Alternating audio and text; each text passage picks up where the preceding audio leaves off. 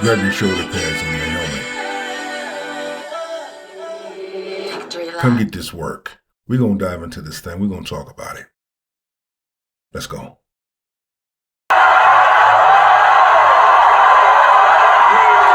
Unpopular opinion. I think the most recent song from Meg Thee Stallion and Flo Milli was upsetting and vile. It's not that the beat was bad or that the artistry was poor.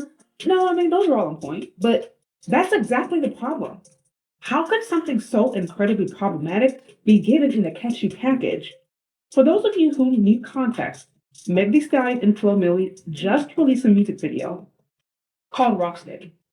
It was an interpretation of Jennifer's Body, a horror flick back in the early 2000s, where a popular high school girl was a covert vampire who targeted men and lured them in via seduction only to kill them.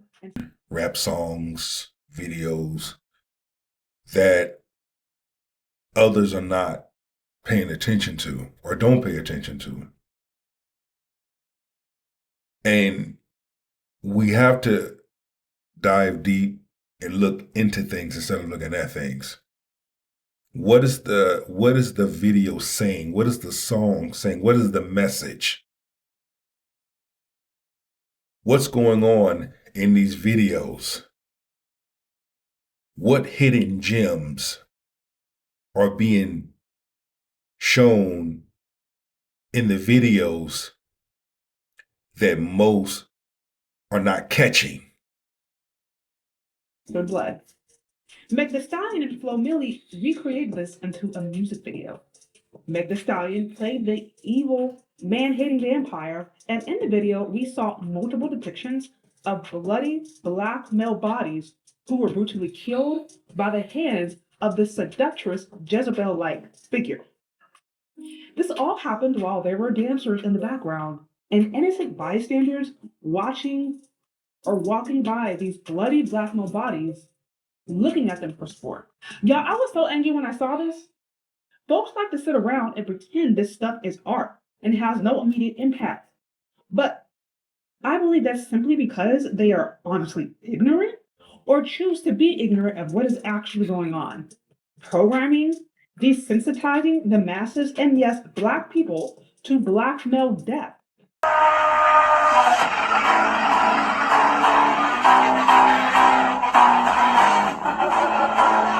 Promoting an agenda. What is the agenda? What's the hidden secret behind the video that others hope to don't catch? In black male humanity, continuing to drive a wedge between black woman and her head and protection, even stirring up and aggravating dissension and mistrust between black men and black women, adding fuel to the fire in the gender war. Yes, they are talented artists. Yes, they are beautiful. Yes, the song is catchy. Yes, yes, yes. But I'm so sick and tired of these disgusting, genocidal, toxic, evil, demonic messages that are specifically being targeted to black audiences and fed to the masses for public display. Toxicity continues to be pacified as art because of a catchy beat or because a pretty black face and a nice body presents it. Why is it that black artists get to go online and do the most vile, disgusting, dehumanizing things about their own race, but we accept it because we like the package? Let's talk about why and how the intention behind this video is vile, in my opinion. First off, switch the genders. Switch the genders. Show me a music video of a male artist, a black male artist, rapping about dismembering and killing 3 black women. Showing images and depictions of these bloodied black women's bodies. Showing images of crowds and groups of people passing by and they're dancing around these bloodied. You're not going to see that because that would be labeled as demonic, evil, wicked, sexist, anything negative under the sun. And pacifying it as art. Show me an example. Yeah, you wouldn't. That would not happen. That is misogynoir to the max. Even if, God forbid, There was a movie that depicted that storyline. They would try to ban the movie and the music video, saying this is misogyny, it needs to be banned. Oh, but it's okay because it's just a black man, right? Right here, a clear cut example of misandry. And in this case, specifically anti black male misandry. Disgusting. Secondly, let's talk about how Black people promote white supremacy. And in this case, Black women are being used to promote it. We do it by promoting the agendas of those who mean us no good. We don't really create art, or we produce or support things that uplift, build, restore, revolutionize Black men.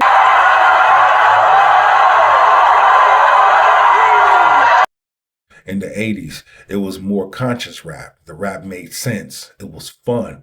It sent a positive message. Now, there were some that send,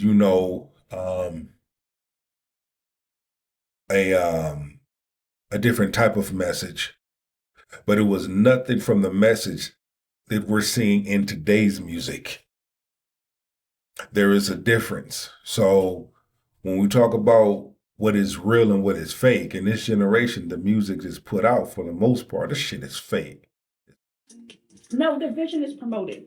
No degradation is promoted. Dissension, gender war, all the things that are tearing the community down and essentially undermining Black women from getting the very things they say that they want, such as protection. All we see is folks feeding right into stereotypes, whether it be violent or emotional Black males with no impulse control or hypersexual aggressive Black women. We patronize people who promote these songs, justify it, and don't demand a better product. So they don't have to provide a better. So they don't have to provide a better product. Even some of you guys who listen to my video are going to disagree and say, hey, it's just art. It's no biggie. Yeah? Why? What else you got going on? No, it's sending a message. And it's disrespectful towards Black men and men in general.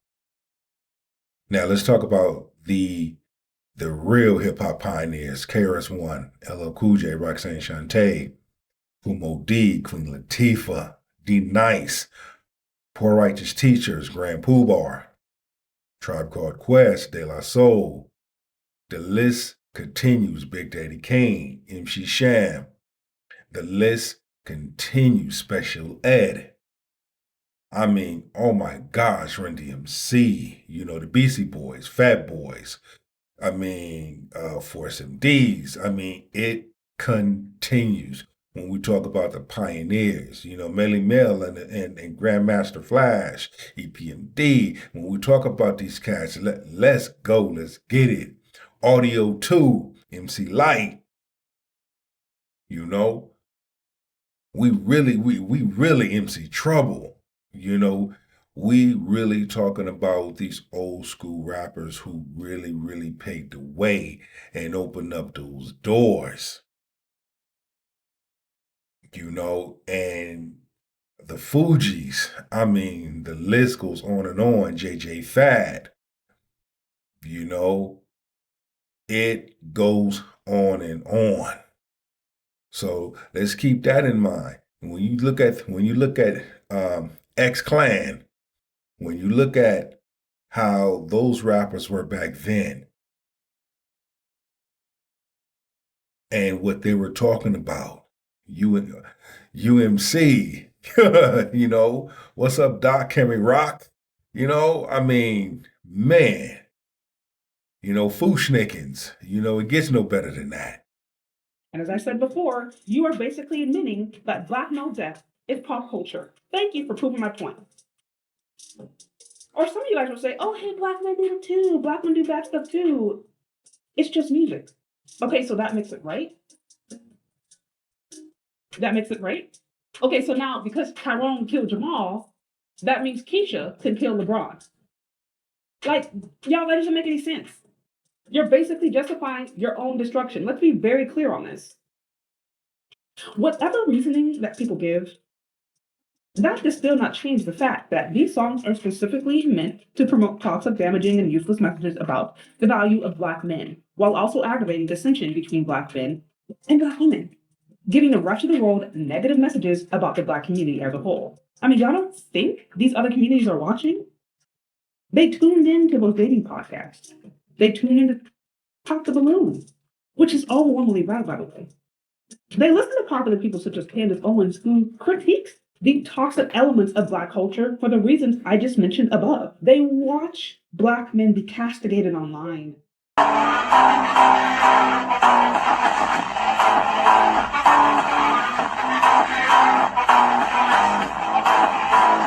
Do anything to save face. Well, I guess we can issue men an apology, but the apology be fake. But we really don't mean it. All right. Men ain't stupid. You know, at the end of the day, you're going to need men. Best believe that. Gonna need men. When you in your deathbed, you gonna wish you had a man by your side. See, that's the harsh reality. You gonna wish you had a man by your side when you in your deathbed. When all hell is breaking loose and you have nowhere to turn to, you gonna wish you had a man to turn to. You gonna wish you had a man that was standing right there with you. For some, the waters have just become too muddy in the States. And while I will always be a supporter of healthy and wholesome Black love between Black men and Black women who are committed to one another under God, I have such harsh critiques about these kind of messages because they feel like a specific attempt to undermine the very core of Black families in existence.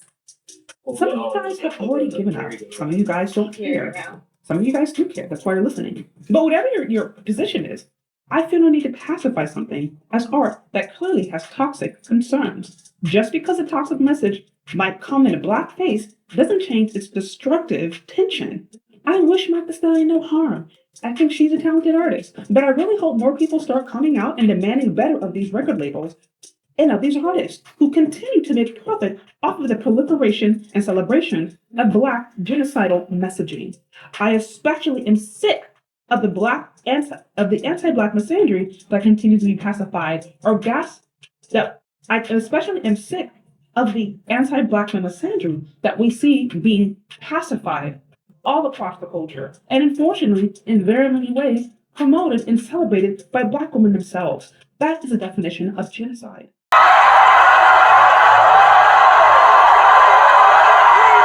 What's really being promoted? What is it that's being shown in plain view, in plain sight, that you're not catching? The agendas are everywhere. You just have to pay attention. Until then, go be the best version of yourself. Out.